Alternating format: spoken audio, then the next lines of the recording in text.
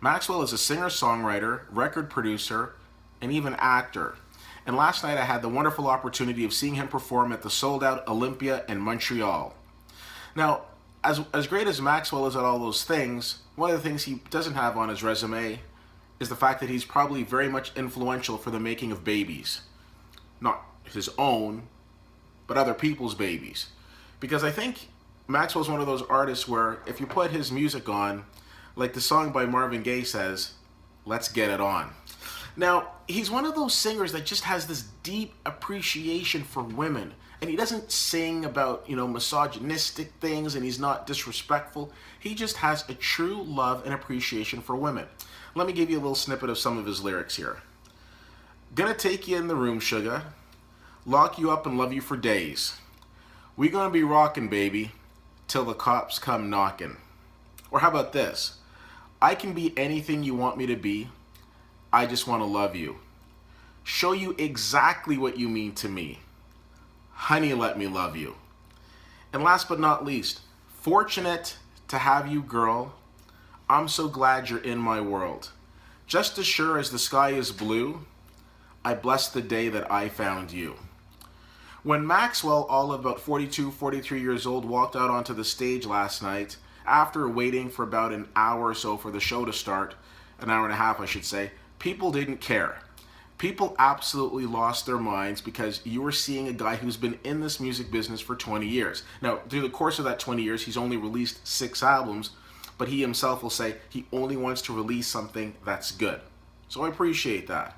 Now, he came out an hour and a half late because his opening act, Ro James, was inexplicably absent. And while the crowd was growing restless, I think all that restlessness was forgotten as he took to the stage and started singing his first few songs. So I've always said the difference between listening to somebody at home or in your car and seeing them live is significant. It's very rare to see somebody who has audience engagement and see somebody who can perform live and keep up the energy and be entertaining. Well, Maxwell, to that end, blew it out of the park. He was very in tune with his audience. Played up the whole Montreal thing by even trying his hand at some French, and did a pretty decent job.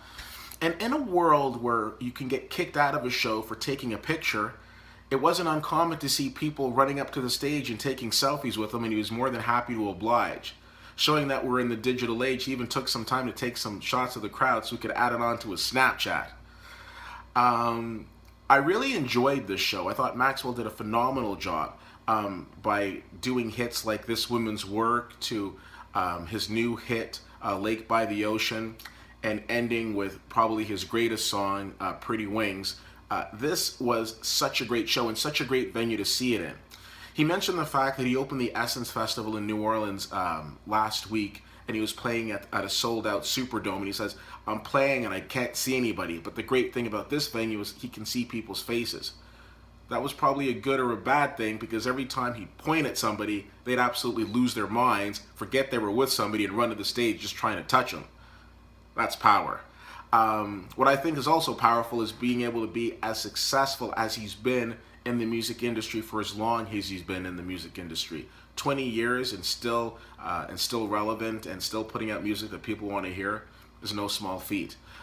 One other thing that I really liked is he did away with the whole encore thing, where artists go off stage, we cheer like crazy people, and then they come back out and it's like, oh wow, you're gonna do more songs? No, he knew when he was ending the show, and instead of using that time for the encore game, he allowed every single member of his eight-member band to introduce themselves, where they're from, and it was a very touching moment because throughout the show you could see this man has a genuine appreciation not only for his success but for the people that are around him. At one point, he pointed to one of his members and said, "I don't know why you're here to see me. You should be here to see him because he's awesome."